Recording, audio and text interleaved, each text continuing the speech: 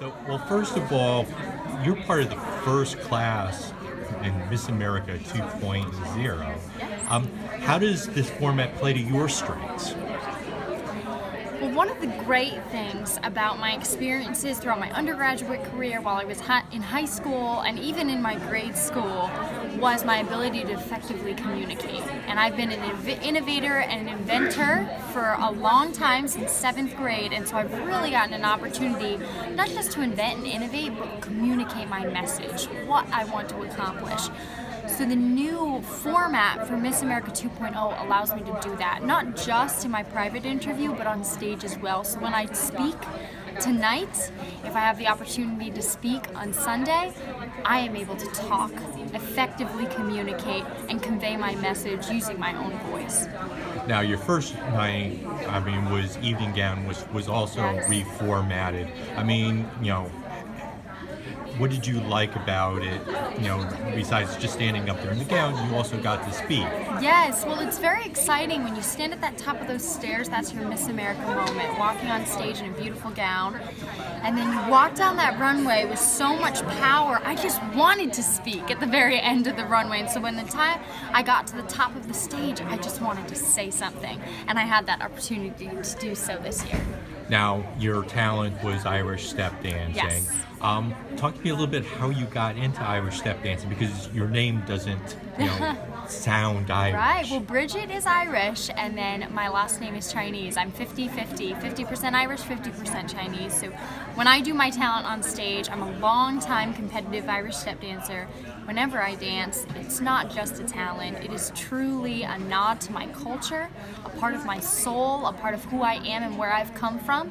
My family on my mother's side, we're all Irish, and they've been dancers, so I'm dancing for my family, I'm dancing for my culture, so that's what I brought to the table last night. Now, you said you were a competitive Irish step Yes. dancer.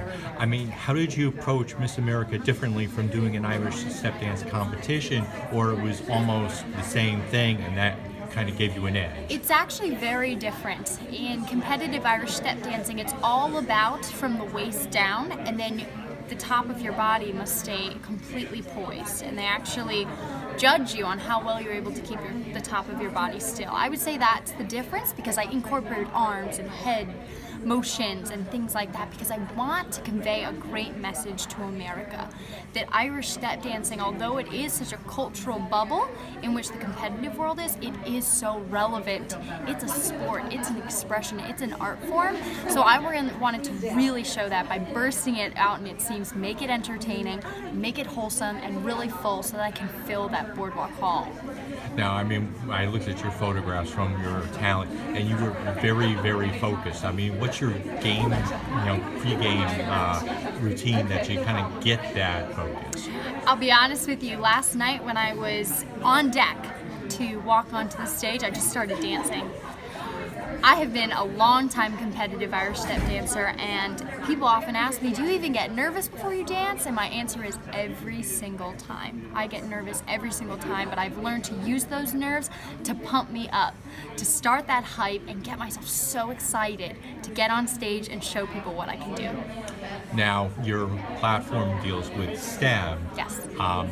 You're Miss America, and you have the opportunity to sit down with the Secretary of Education, Betty DeVos, and you need to spread your message to her and convince her why we need to put more focus on this in public schools. What would your message be? My message to Betsy DeVos would be, we need to start looking at how we're going to budget for extracurricular science programs.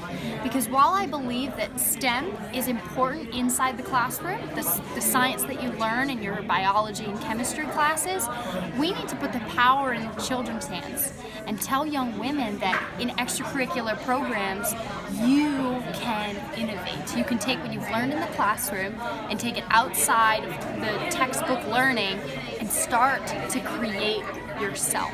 That's where we're going to get more interest in STEM. That's where we'll have more careers in STEM. So talking to Betsy DeVos, I would ask for more budgets for an implementation of those type of programs.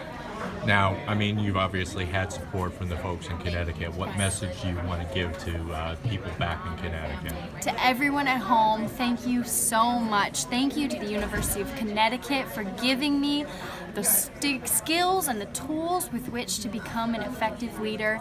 Thank you to my family and everyone behind me, those who are involved in the pageant system and those who are not. I am so grateful, and I am truly standing on the shoulders of giants.